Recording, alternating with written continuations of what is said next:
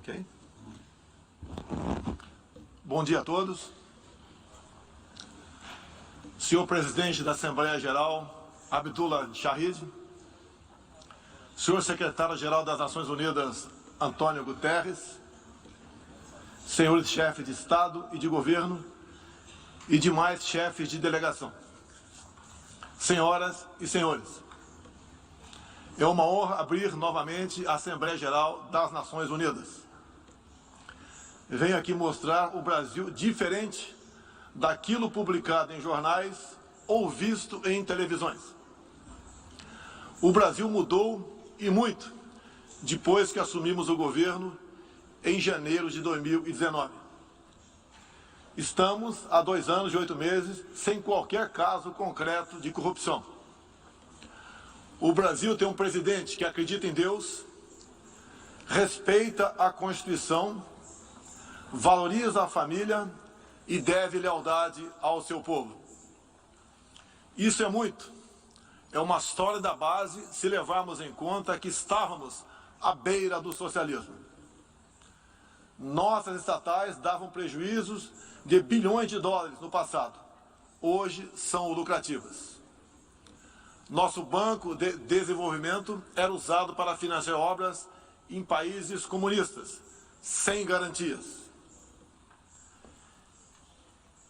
Quem honrava esses compromissos era o próprio povo brasileiro. Tudo isso mudou. Apresento agora um novo Brasil, com sua credibilidade já recuperada diante do mundo. O Brasil possui o maior programa de parceria de investimentos com a iniciativa privada de sua história. Programa que já é uma realidade e está em franca execução. Até aqui foram contratados 100 bilhões de dólares de novos investimentos e arrecadados 23 bilhões de dólares em outorgas. Na área de infraestrutura, leiloamos para a iniciativa privada 34 aeroportos e 29 terminais portuários. Já são mais de 6 bilhões de dólares em contratos privados para novas ferrovias. Introduzimos o sistema de autorizações ferroviárias, o que aproxima nosso modelo ao americano. Em poucos dias recebemos 14 requerimentos de autorizações para novas ferrovias, com quase 15 bilhões de dólares em investimentos privados. Em nosso governo, promovemos o ressurgimento do modal ferroviário. Como reflexo, menor consumo de combustíveis fósseis e redução do custo Brasil, em especial no barateamento de produção de alimentos. Grande avanço vem acontecendo na área do saneamento básico. O maior leilão da história do setor foi realizado em abril, com concessão ao setor privado do serviço de distribuição de água e esgoto no estado do Rio de Janeiro. Temos tudo o que o investidor procura: um grande mercado consumidor, excelentes serviços, tradição de respeito a contratos e confiança no nosso governo. Também anuncio que nos próximos dias realizaremos o leilão para a implementação da tecnologia 5G no Brasil. Nossa moderna e sustentável agricultura de baixo carbono alimenta mais de 1 bilhão de pessoas no mundo e utiliza apenas 8% do território nacional.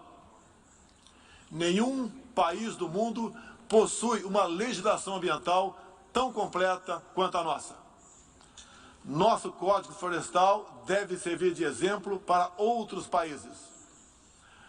O Brasil é um país com dimensões continentais, com grandes desafios ambientais.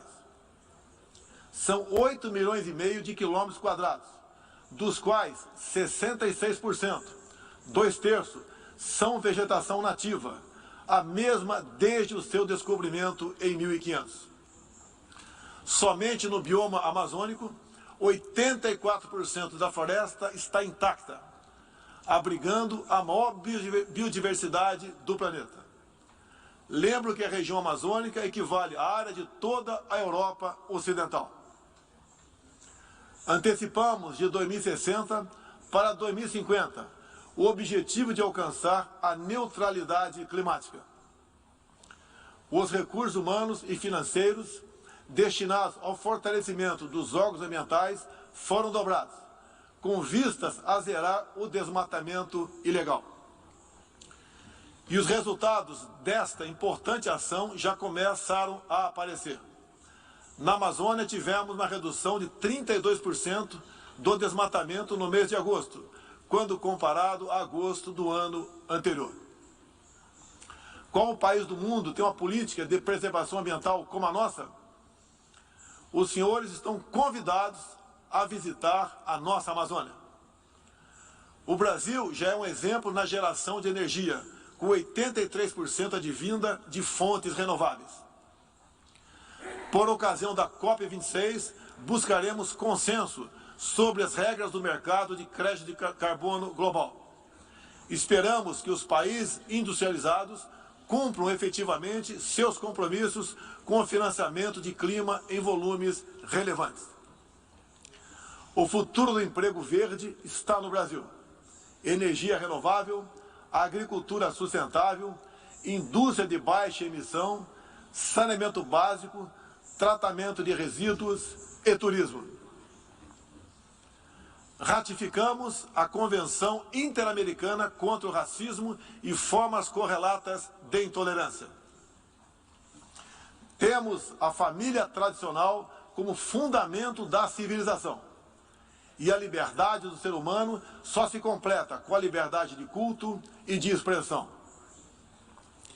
14% do território nacional, ou seja, mais de 110 milhões de hectares, uma área equivalente à Alemanha e França juntas, é destinada às reservas indígenas.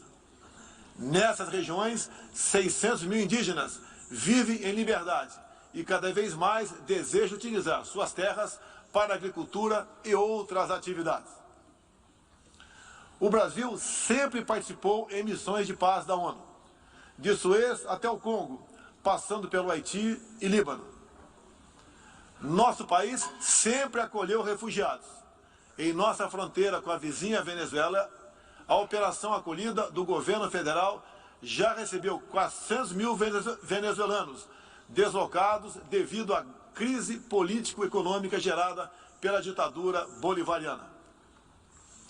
O futuro do Afeganistão também nos causa profunda apreensão. Concederemos visto humanitário para cristãos, mulheres, crianças e juízes afegãos. Nesses 20 anos dos atentados contra os Estados Unidos da América, em 11 de setembro de 2001, reitero nosso repúdio ao terrorismo em todas as suas formas.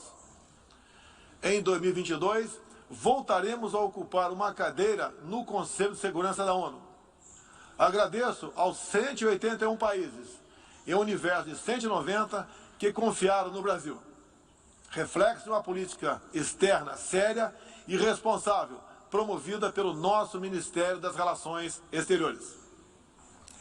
Apoiamos uma reforma do Conselho de Segurança da ONU, onde buscamos um assento permanente. A pandemia pegou a todos de surpresa em 2020. Lamentamos todas as mortes ocorridas no Brasil e no mundo. Sempre defendi combater o vírus e o desemprego de forma simultânea e com a mesma responsabilidade. As medidas de isolamento e lockdown deixaram um legado de inflação, em especial nos gêneros alimentícios no mundo todo.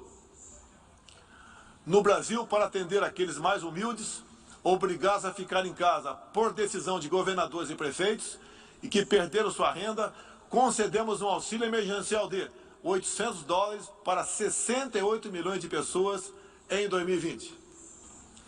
Lembro que terminamos 2020, ano da pandemia, com mais empregos formais do que em dezembro de 2019, graças às ações do nosso governo com programas de manutenção de emprego e renda que nos custaram cerca de 40 bilhões de dólares.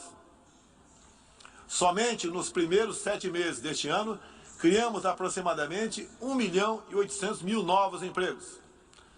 Lembro ainda que o crescimento para 2021 está estimado em 5%. Até o momento, o governo federal distribuiu mais de 260 milhões de doses de vacinas e mais de 140 milhões de brasileiros já receberam, pelo menos, a primeira dose, o que representa quase 90% adulta. 80% da população indígena também já foi totalmente vacinada. Até novembro, todos que escolheram ser vacinados no Brasil serão atendidos.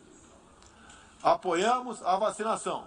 Contudo, o nosso governo tem se posicionado contrário ao passaporte sanitário ou a qualquer obrigação relacionada à vacina.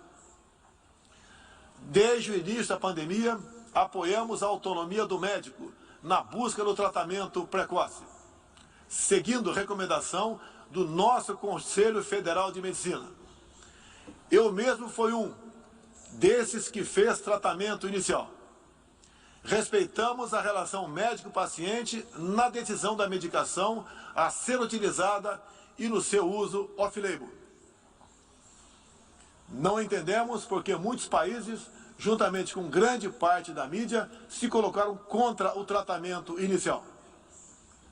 A história e a ciência saberão responsabilizar a todos. No último 7 de setembro, data da nossa independência, milhões de brasileiros, de forma pacífica e patriótica, foram às ruas, na maior manifestação de nossa história. Mostrar que não abre mão da democracia, das liberdades individuais e de apoio ao nosso governo. Como demonstrado, o Brasil vive novos tempos. Na economia, temos um dos melhores desempenhos entre os emergentes. Meu governo recuperou a credibilidade externa e hoje se apresenta como um dos melhores destinos para investimentos. É aqui, nesta Assembleia Geral, que vislumbramos um mundo de mais liberdade, democracia, prosperidade e paz. Que Deus abençoe a todos.